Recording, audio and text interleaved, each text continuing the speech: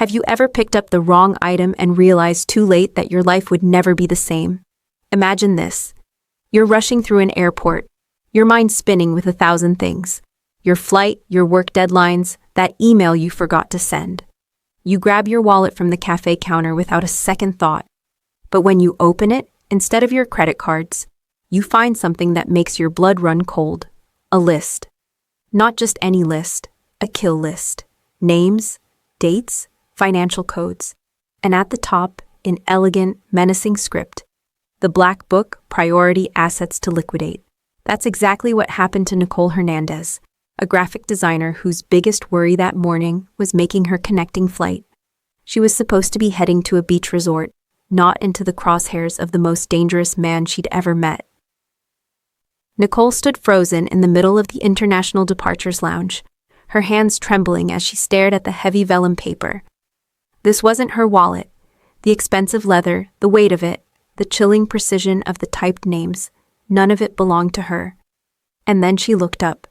Across the crowded terminal, through the sea of travelers pulling luggage and checking phones, she locked eyes with him. Stephen Cram. He wore a bespoke suit that probably cost more than her annual rent. And his presence didn't just command attention, it demanded silence. He was impossibly handsome in the way dangerous things often are. Sharp jawline, dark eyes that seemed to see straight through her soul, and an expression that conveyed one terrifying message. You have something that belongs to me, and you've just signed your own death warrant. Nicole's gasp cut through the noise around her. Her heart hammered against her ribs like a trapped bird desperate to escape. She shoved the list and wallet back into her bag, her fingers fumbling, clumsy with panic. She turned and melted into the crowd, trying to disappear among the tourists and business travelers. She barely made it 20 steps. 2 large men in dark suits materialized on either side of her, boxing her in with the precision of trained predators. One of them gently but firmly guided her arm, his grip like iron wrapped in velvet. They weren't leading her toward Gate 47. They were taking her back to him. Please, Nicole managed, her voice barely a whisper. It was a mistake.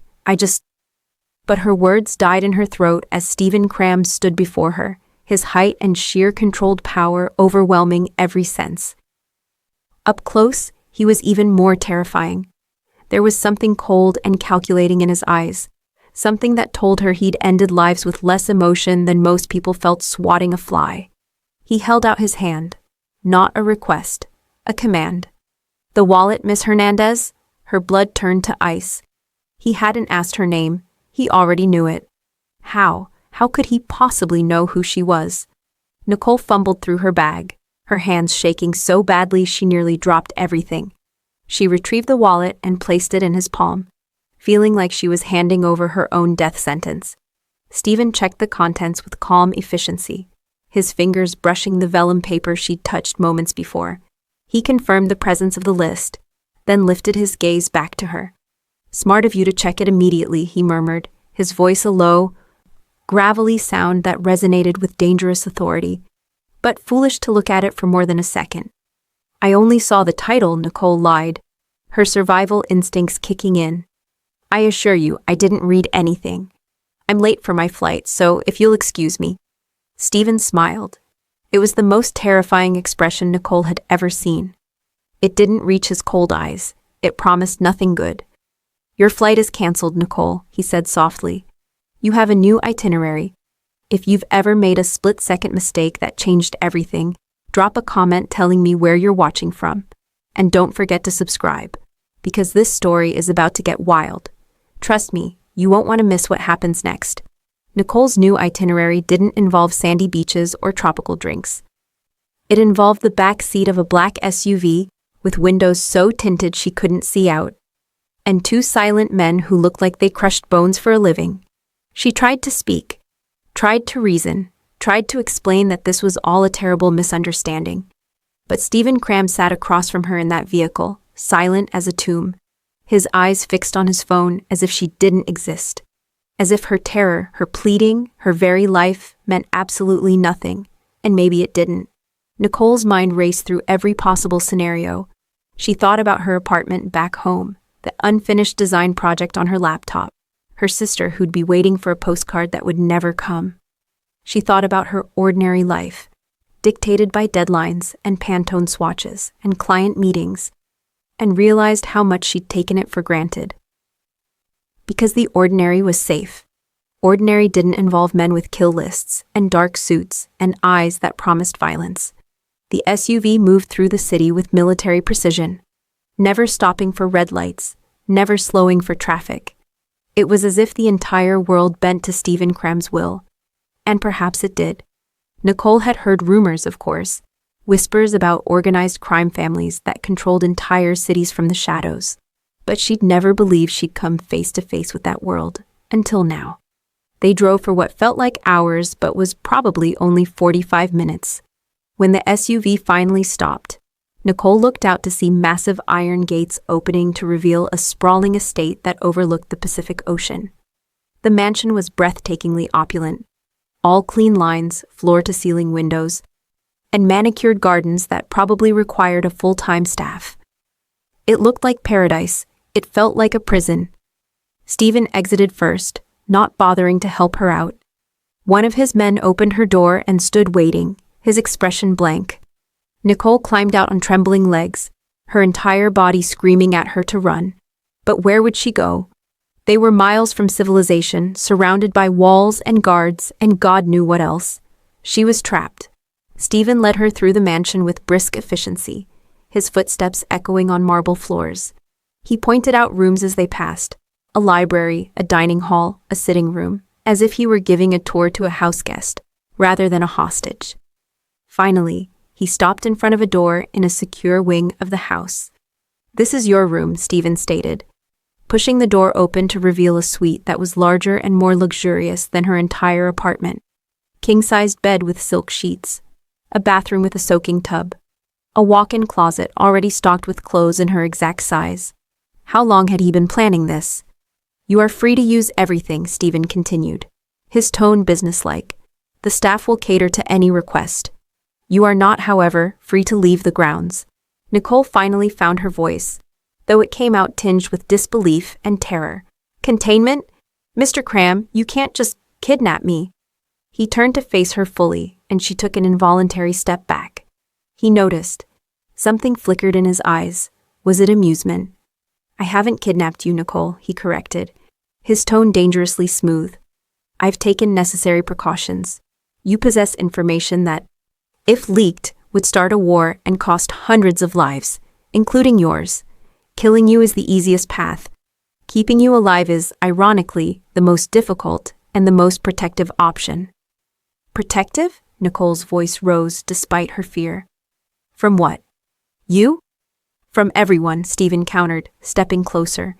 He wasn't touching her, wasn't threatening her physically, but his proximity was a threat in itself, including the people on that list who would gladly take you apart piece by piece to find out what you know. He moved to the mahogany-framed window, his silhouette dark against the setting sun painting the Pacific in shades of orange and gold. "You saw the list for a reason, Nicole. Now I have to figure out what that reason is. Until I do, you stay." With that, he left, the door closing behind him with a soft click that sounded like a cell door slamming shut. Nicole stood alone in her gilded cage, understanding with crystal clarity that she was a hostage whose life hung by a thread that Stephen Cram held in his cold, calculating hands. 2 days passed in a blur of luxury and surveillance. Nicole had everything she could possibly want. Gourmet meals prepared by a private chef, access to streaming services, books from Stephen's extensive library, even her laptop, though she was certain every keystroke was monitored. But she didn't have freedom. Every closed door reminded her she was trapped. Every watchful eye of the staff reminded her she was being monitored. And every moment she spent in that beautiful prison reminded her that Stephen Cram was always watching. She discovered the cameras on her first day. Discreet, state-of-the-art, positioned in every corner of every room except the bathroom. She'd stood in front of one, staring directly into the lens, wondering if he was watching her at that exact moment. He was, she knew, because 20 minutes later, a staff member arrived with a cup of chamomile tea, the exact kind she'd been craving but hadn't asked for aloud. Stephen Cram saw everything, knew everything, controlled everything. Let me ask you, have you ever felt trapped by circumstances beyond your control, where every choice has been taken away and you're just existing in someone else's world? That's where Nicole found herself. But on the morning of the third day, something shifted inside her. She woke up and realized that fear wouldn't save her. Tears wouldn't save her. Compliance wouldn't save her. Only her wits would. She'd spent her entire career solving problems, finding patterns in data, creating order from chaos, designing systems that worked. She was a graphic designer, yes, but she was also a coder, an analyst, someone who understood how information flowed and how systems could be manipulated. If Stephen Cram wanted to play games, she'd play, but she'd play to win. Nicole requested a meeting with Stephen through one of the staff members, keeping her posture deliberately calm despite the frantic drum of her heart. She half expected to be denied, but within an hour, she was escorted to his private study. The room was exactly what she'd imagined, lined floor to ceiling with books, dominated by a massive mahogany desk, protected by bulletproof glass windows that overlooked the ocean. It was the room of a man who valued knowledge as much as power. Stephen sat behind his desk, reviewing what looked like a thick ledger. He didn't look up when she entered. "You wanted to see me," he said. Not a question. Nicole took a deep breath and stepped forward. "I need to know the terms of my release, Stephen." She used his first name deliberately, subtly asserting control in the only way she could. He looked up from his ledger, one eyebrow raised. For a moment, she thought she saw surprise flicker across his face. "The terms are simple," he replied. "My assurance that you have not and will not share the contents of the Black Book. You haven't provided that." "But I have," Nicole stated, moving closer to his desk. She leaned forward, placing her palms flat on the polished wood surface. "Let me be brutally honest with you, Stephen. I memorized the first 3 names on that list, the codes next to them, the title. Every detail I saw in those few seconds." His expression didn't change, but she saw his jaw tighten almost imperceptibly. "I knew immediately," Nicole continued, "that if I died, that information would die with me, making me useless to you. So when your men brought me here, I executed a contingency plan." Now she had his full attention. Stephen leaned back in his chair, his dark eyes fixed on her with an intensity that would have made her falter 3 days ago, but not now. "What contingency?" he asked, his voice dangerously soft. "Before I was supposed to board my flight," Nicole said, her voice steady despite the lie forming on her lips. "I set up a time-delayed email. It's encrypted, sent through multiple proxy servers. If I don't check in with a simple, unique code every 24 hours, that email containing an excerpt of your list will be sent to a major international news agency." The silence in the study was absolute. "It's a dead man's switch," Nicole continued, pushing her advantage. "You cannot kill me without exposing yourself and everyone on that list. The time is already ticking, Stephen. You need my survival to protect your world." Stephen stared at her with an intensity that made her wonder if he could see straight through her lie. He could have her tortured. He could call her bluff. He could end this entire charade with one phone call. But if the threat was real, he risked everything. "And frankly," Nicole said, her voice dropping, "your list is flawed. The structure is amateur. I noticed inconsistencies, redundancies, security vulnerabilities. I'm a graphic designer, but I'm also a coder who works with data models and information architecture every single day." She took a breath, ready to make her final play. "I can offer you a service, temporary confidential asset management. I'll help you secure that data, eliminate the redundancies, find the vulnerabilities, and most importantly, help you find your leak. Because, Stephen, you have one, and it's not me." She paused, letting that sink in. "In return, I want a contract, guaranteed freedom when the job is done, and financial compensation for my time and my silence." Stephen rose slowly from his chair, his full height suddenly overwhelming the space between them. He walked around the desk, coming to stand directly in front of her. He was close enough that she could smell his cologne, something expensive and masculine that made her traitorous body respond despite her fear. "You have courage, Miss Hernandez," he said softly. "Or perhaps you're merely suicidal." Nicole lifted her chin, meeting his gaze without flinching. "I'm a survivor. And unlike everyone else in your life, I don't want your power. I don't want your empire. I just want out. That, Stephen, makes me the most trustworthy person you've ever met. Do you think Nicole's gamble will pay off? Drop yes or no in the comments, and hit that like button if you're hooked, because what happens next will blow your mind. Stephen Cram stared at Nicole for what felt like an eternity. Then, slowly, deliberately, he smiled.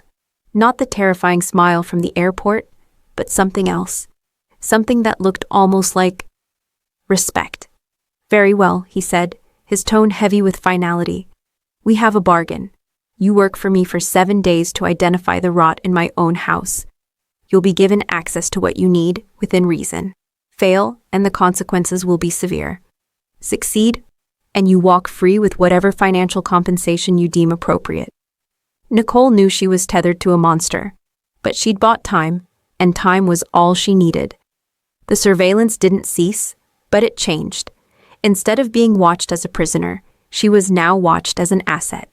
Stephen assigned his house manager, Teresa, to oversee her practical needs, but it was Stephen himself who monitored her work. Every evening they met in his study. Nicole would arrive with her laptop, her notes, her analysis of his raw data. Stephen would sit across the vast mahogany desk from her, silent and imposing, watching her work under the soft glow of the desk lamp. It should have been terrifying. Instead, it became strangely intimate. Nicole learned his habits during those long nights, the way he drank his whiskey, always neat, never ice. The scar above his left eyebrow that she guessed came from a childhood accident rather than a knife fight. The moments when his guard slipped, just slightly, and she caught glimpses of the man beneath the monster. She worked meticulously, organizing his data with the same precision she applied to her design projects. She cross-referenced names with locations, bank transfers with dates, building a comprehensive model that highlighted anomalies and patterns. And Stephen watched. Sometimes he would ask questions, sharp, intelligent questions that proved he understood exactly what she was doing. Other times he would simply observe, his dark eyes following her movements with an intensity that made her skin prickle with awareness. One night, as she was explaining a particularly complex data relationship, she looked up and caught him staring at her. Not at her screen, not at her work, at her. Their eyes met and held. Neither looked away. The air between them thickened with something dangerous and electric, something Nicole absolutely could not afford to feel. "What were you looking for?" Stephen asked, his voice low. Nicole swallowed hard. "The lie," she said truthfully. "Everyone has one. The thing that makes them human beneath the monster. I haven't found yours yet." Stephen leaned forward, his elbows resting on the desk. The movement brought him closer, and Nicole's breath caught. "You're looking for a good man in a very dark place, Nicole," he murmured. "Don't waste your time." But his eyes told a different story. The tension between them was palpable, a dangerous attraction born of extreme circumstances and intellectual sparring. Nicole tried to tell herself it was Stockholm Syndrome, that her feelings were a survival mechanism, but late at night, alone in her gilded cage, she couldn't deny the truth. Stephen Cram fascinated her, challenged her, awakened something in her that had been dormant for years. And that terrified her more than the kill list ever could. On the fourth night, as she was packing up her laptop, Stephen spoke. "You're different," he said simply. Nicole paused, her hands stilling on her bag. "Different how? Everyone in my life wants something from me. Power, money, protection, fear, but you." He stood, moving around the desk with that predatory grace she'd come to recognize. "You just want to leave." He stopped in front of her, close enough that she had to tilt her head back to meet his eyes. "It's refreshing," Stephen continued. "And incredibly rare. You're the first honest thing I've encountered in a very long time." Nicole's heart hammered. "I'm not honest. I'm terrified." "You should be," he agreed. "But you're still here, still working, still fighting. That takes a particular kind of courage." His hand lifted, and for a moment Nicole thought he might touch her. Instead, he reached past her to grab a file from the desk. The brief contact, his arm brushing hers, sent electricity racing through her veins. "Same time tomorrow," Stephen said, his voice rough. Nicole nodded, not trusting herself to speak. and fled the study like her life depended on it. Because in a way, it did. On the 5th day, everything shattered. Stephen was called away to an urgent meeting in the city, something about a shipment and territorial disputes. He left before dawn, his jaw tight with tension, barking orders to his security team. Nicole worked alone in the study that day, diving deeper into the data. She was close to finding something, she could feel it. A pattern in the financial codes, a discrepancy in the timing of operations. She was so focused she didn't hear Stephen return until his study doors slammed open with enough force to rattle the windows. He looked wrecked. His composure was frayed, his normally impeccable suit disheveled, his dark eyes blazing with something between rage and betrayal. "Tell me everything you remember," he ordered, his voice harsh. "Every name, every code, every detail you saw on that paper." Nicole stood, alarmed by his intensity. "What happened?" "Tell me," Stephen roared, slamming his hand down on the desk hard enough to make her jump. Nicole recited the details she'd memorized. 3 names, their associated codes, the title of the document. Her memory was photographic when she was stressed, and that day at the airport had burned every detail into her brain. When she finished, Stephen's face had gone pale. "The Moretti family," he said, the name dripping with venom. "They just hit one of my shipping lines in Miami. They didn't take cargo, they left a message. They took an asset that corresponds exactly to the 3rd name on your list, the one with the L97 financial code." Nicole's blood ran cold. "That information was highly classified," Stephen continued, his voice shaking with barely controlled fury. "Only my most trusted lieutenants and I knew about that operation." He leaned over the desk, his eyes burning into hers with terrifying intensity. "And you? You are the only person outside my organization who has seen the entirety of the Black Book." Understanding crashed over Nicole like a wave. He thought she'd leaked it. "I didn't," she insisted, pushing back from the desk. "Stephen, think about it. If I wanted to hurt you, I would have used the dead man's switch. I'd be long gone by now." But he wasn't listening. He circled the desk like a predator, and Nicole backed away.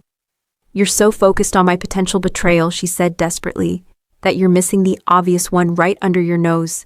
You have a mole, Stephen, someone inside your organization."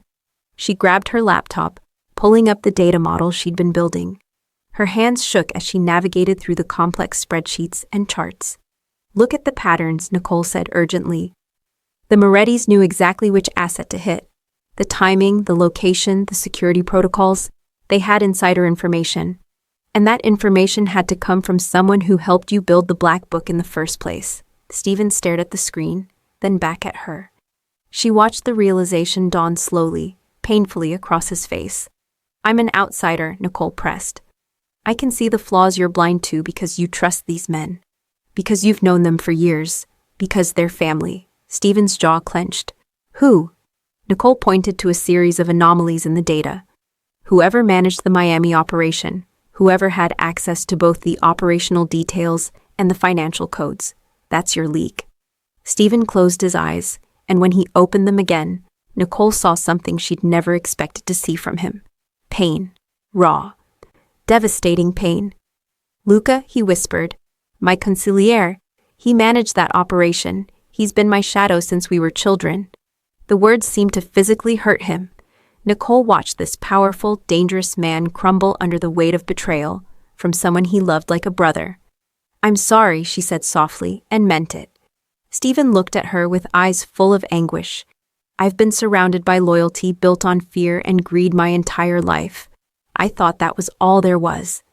Then you stumbled into my world with a list that could destroy me, and you offered me truth instead of lies." He moved closer, his movements slow, almost hesitant. "I was going to kill you, Nicole," Stephen confessed, his voice rough. "I still should kill you, but I can't. You're the only anchor of truth I have left." He reached for her hand, his thumb stroking across her knuckles with surprising gentleness. "I don't know why I haven't run," Nicole admitted, her voice thick with emotion. "I'm terrified of you, of this place, of everything you represent. But a part of me, a terrible, selfish part, needs to see this through." She looked up at him, seeing past the monster to the man beneath. "I need to know you kept your word," she whispered. Stephen pulled her closer, his arms wrapping around her waist like she was the only solid thing in a world falling apart. I will keep my word, he vowed, his breath warm against her ear. But first we fix this, together. Stephen didn't give Nicole a chance to respond. He tilted her face up, his large hands cradling her jaw with a gentleness that contradicted everything she knew about him. And then he kissed her. It wasn't gentle, it wasn't tentative. It was a kiss born of desperation and fear and mounting passion, a demanding fusion of everything they'd been holding back during those long nights in his study. Nicole should have pushed him away, should have remembered who he was, what he was capable of. But she didn't. Instead, she kissed him back with equal fervor, her hands fisting in his expensive shirt, pulling him closer. The kiss tasted like whiskey and danger and something achingly genuine that made her chest tighten. When they finally broke apart, both breathing hard, Stephen rested his forehead against hers. "This is insane," Nicole whispered. "I know," Stephen agreed, "but I'm done pretending I don't feel this. I'm done pretending you're just an asset or a liability." He pulled back just enough to look into her eyes. "You saved me today, Nicole, not my empire. Me. You reminded me that I could be something other than a monster." Nicole's eyes filled with tears she refused to let fall. "What happens now?" "Now, we set a trap for Luca," Stephen said, his voice hardening with determination. "And you help me burn the rot out of my organization. Can you do that?" Nicole nodded. "Yes." "Good." Stephen kissed her once more, softer this time, sealing their dark bargain. "Because I need you, Nicole Hernandez. And I don't say that lightly." Their fates were now irrevocably intertwined. Nicole spent the next 24 hours designing the perfect trap. She created a false update to the Black Book, a new high-priority asset to liquidate in Europe. The document looked identical to the original, down to the vellum paper and elegant script. But Nicole had embedded a subtle digital watermark, a code so complex that only someone with her specific skill set would notice it was missing. "If Luca is your mole," Nicole explained, standing shoulder to shoulder with Stephen in his war room, "he won't be able to resist leveraging this information with the Morettis. He'll want to take credit, prove his value to them." She pulled up a tracking program on her laptop. "I've coded the document so that when he opens it, not if, but when, it will send us his exact location and create a digital trail straight back to his communication with the Moretti family." Stephen studied the screen with grudging admiration. "You're brilliant." "I'm motivated," Nicole corrected. "I want my freedom, remember?" But they both knew it was more than that now. Stephen arranged a private dinner meeting with Luca at a remote waterfront restaurant, supposedly to celebrate a recent successful operation. He would leak the false document to Luca during the meal, making it seem like confidential information shared between trusted allies. The night of the dinner, Nicole watched Stephen prepare from the doorway of his bedroom. He stood in front of the mirror, adjusting his cufflinks with precise movements. He looked every bit the powerful, unassailable Don. But Nicole saw the tension around his eyes, the tight set of his jaw. He was about to face the betrayal of a man he'd considered family. "Be careful," she said softly. Stephen turned, his eyes softening when he saw her. He crossed the room in 3 strides and pulled her into his arms. "I will," he promised. He caught her hand and brought it to his lips. "But I need you to understand something.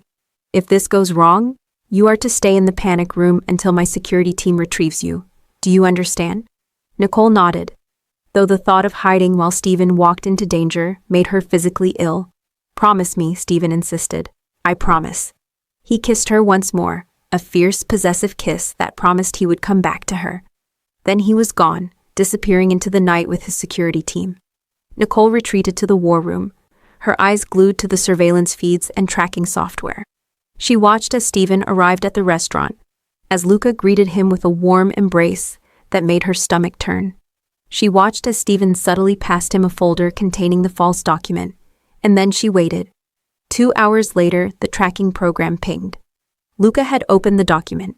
He'd scanned it, photographed it, and sent it to an encrypted number that Nicole's program immediately traced back to a known Moretti contact. They had him. But as Nicole watched the surveillance feed, her blood ran cold. Luca was on his phone, his expression panicked. And then he was moving, not toward the exit, but toward his car, driving at reckless speeds back toward the estate, back toward her. Nicole's hands shook as she activated the panic room protocols. Alarms would be silently triggered. Steven's security team would be notified. But as she ran toward the secure wing, the lights died. Emergency backup should have kicked in immediately, but they didn't. Someone had sabotaged the system. Nicole found herself alone in the main hallway, trapped between two warring factions, with no way out. Footsteps echoed through the darkened mansion. Nicole pressed herself against the wall, her heart hammering so loud she was certain whoever was coming could hear it. She tried to remember the layout, tried to calculate the quickest route to the panic room, but it was too late. A hand grabbed her arm and spun her around. Luca's face emerged from the shadows, twisted with desperation and rage. "You," he snarled. "This is all your fault. You corrupted him." Before Nicole could scream, she felt cold metal pressed against her temple. A gun. "Don't move," Luca ordered, his voice shaking. "Don't make a sound." He dragged her toward the main entrance, his arm locked around her throat. Nicole struggled, but his grip was iron. "Steven won't stop me," Luca said, more to himself than to her. "But he'll watch you die first. Maybe then he'll understand the mistake he made by trusting an outsider." The main doors burst open. Steven stood silhouetted against the night, his chest heaving, his eyes wild. But he wasn't alone. His security team fanned out behind him, weapons drawn. "Let her go, Luca," Steven commanded, his voice a lethal snarl. "Why?" Luca laughed bitterly. "So you can choose her over me? Over everything we built?" "You betrayed me," Steven ground out. "You sold out our family to the Morettis." "I saved us," Luca screamed. "The Cram Syndicate is dying, Steven. Your father knew it, I know it. But you're too proud to see it. I was securing our future. By starting a war, Steven took a step forward. By putting a gun to an innocent woman's head. She's not innocent." Luca's hand shook, the gun pressing harder against Nicole's temple. "She's made you weak." Nicole felt the moment Steven's control snapped. He moved with a speed and fury she'd never witnessed. 1 second he was 10 feet away. The next he had Luca disarmed and slammed against the wall with a sickening thud. The gun clattered across the marble floor. Steven fought like a man possessed, not calculated and cold, but raw and primal. He was protecting what was his, protecting her. The fight was brutal and brief. Steven delivered a final blow that left Luca crumpled on the floor, groaning. Then Steven spun around, his eyes searching frantically until they found Nicole. "Are you hurt?" he demanded, his hands running over her, checking for injuries. His fingers were shaking. "No," Nicole whispered. "I'm fine." Steven pulled her into his arms, crushing her against his chest. His heart hammered against hers, and she realized he was trembling. "I thought I'd lost you," he said, his voice breaking. "When I saw him with that gun." Nicole cupped his face, forcing him to look at her. "I'm here. I'm safe." Steven kissed her then, a kiss of relief and overwhelming emotion. It wasn't about passion or desire. It was about survival and connection and the terrifying realization that they'd both found something worth fighting for. "You're mine," Steven said fiercely against her lips. "No one touches what's mine." And despite everything, the violence, the danger, the absolute insanity of their situation, Nicole felt safe. Because Steven Cram had chosen her. Morning came with surprising gentleness. The chaos of the previous night had been cleaned up with the efficient brutality of Steven's organization. Luca had been dealt with. The Moretti threat had been neutralized with strategic leaks of Luca's betrayal to their family. And Nicole sat in Steven's study, watching the sun rise over the Pacific. Steven entered carrying 2 cups of coffee.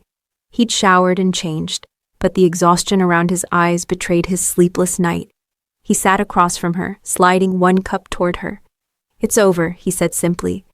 Nicole wrapped her hands around the warm mug. "What happens now?" Steven reached into his desk drawer and withdrew a large envelope. He placed it on the mahogany surface between them. "This contains your freedom," he said. "Financial compensation, far more than we agreed upon. Documentation for a new identity in any country you choose.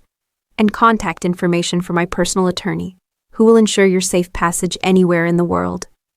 He looked at her with eyes full of something that looked dangerously like grief. "You're free, Nicole. You did what I asked. You saved my empire. You deserve a normal life, a safe one, far away from all of this." Nicole stared at the envelope. A week ago, this was all she wanted: freedom, money, escape. Now it felt hollow. "And what about you?" she asked, her voice trembling. "What about me?" "You just saved me from a man who wanted to kill me," Nicole said, tears welling up. "You exposed yourself, risked everything, chose me over your oldest friend. And now you expect me to just walk away?" "You have to," Stephen insisted, his composure cracking. "I'm a killer, Nicole. This is my world, blood and violence and constant danger. I can't ask you to stay in it." "But I'm asking you to leave," Nicole countered. She stood, moving around the desk to stand in front of him. "I'm asking you to choose me over this empire. The feared Don who walked away for the woman he loves? That's a better story than any kill list, Stephen." Stephen looked up at her, and she saw the war raging behind his eyes. "I've spent my entire life building this," he said quietly. "Power, respect, fear." "And has it made you happy?" Nicole challenged. Silence. "Luca's betrayal gives you the perfect out," Nicole pressed. "Tell them you're stepping down to neutralize the threat. Tell them whatever you need to tell them. But choose me. Choose us. Choose a life where you don't have to constantly look over your shoulder." Stephen rose slowly, towering over her. His hands came up to cradle her face, his thumbs brushing away tears she didn't realize she'd shed. "You're asking me to give up everything I've ever known," he whispered. "I'm asking you to choose something better," Nicole said. "I'm asking you to be brave enough to walk away from the darkness." Stephen closed his eyes, and when he opened them, Nicole saw his decision written clearly across his face. "I choose you," he said simply. "I choose life over death. I choose truth over lies. I choose whatever future we can build together." He kissed her softly, reverently, like she was something precious he'd been searching for his entire life. "We start over," Stephen said. "Anywhere you want. I'll leverage the council, tell them I'm strategically retiring to protect what's left of the organization. But the truth is simpler. I'm walking away because I finally found something worth more than power." Nicole wrapped her arms around him, feeling the shift in him, from the feared Dawn to simply a man who'd chosen love over everything else. "Where do we go?" she asked. "Wherever you want," Stephen said, "as long as it's together." They left the estate that afternoon, two people who'd found each other in the darkest circumstances and chosen to walk toward the light. Nicole had picked up the wrong wallet and found a kill list, but she'd also found the right man, a powerful, dangerous man who'd proven that even in the darkest places, love could flourish. That redemption was possible, that choosing truth and vulnerability over power and control was the bravest thing anyone could do. Sometimes the most terrifying mistakes lead to the most unexpected transformations. What did you think of Nicole and Stephen's story? Would you have made the same choices? Let me know in the comments. And if you love this story, smash that subscribe button and turn on notifications. Vivian's Romance Library has more intense Mafia romance coming your way. Don't miss out. Have you ever had a moment where one wrong move changed your entire life path? Maybe you took a wrong turn and met the love of your life. Maybe you missed a flight and ended up somewhere better. Maybe, like Nicole, you made a mistake that led you exactly where you needed to be. Drop your stories in the comments below. I love hearing from you, and remember, every mistake is just a plot twist in your own incredible story. Hit that like button. Share this with someone who loves romance with a dangerous edge, and subscribe to Vivian's Romance Library for more stories that will keep you on the edge of your seat. Until next time, keep believing in the power of unexpected love. Thank you for watching.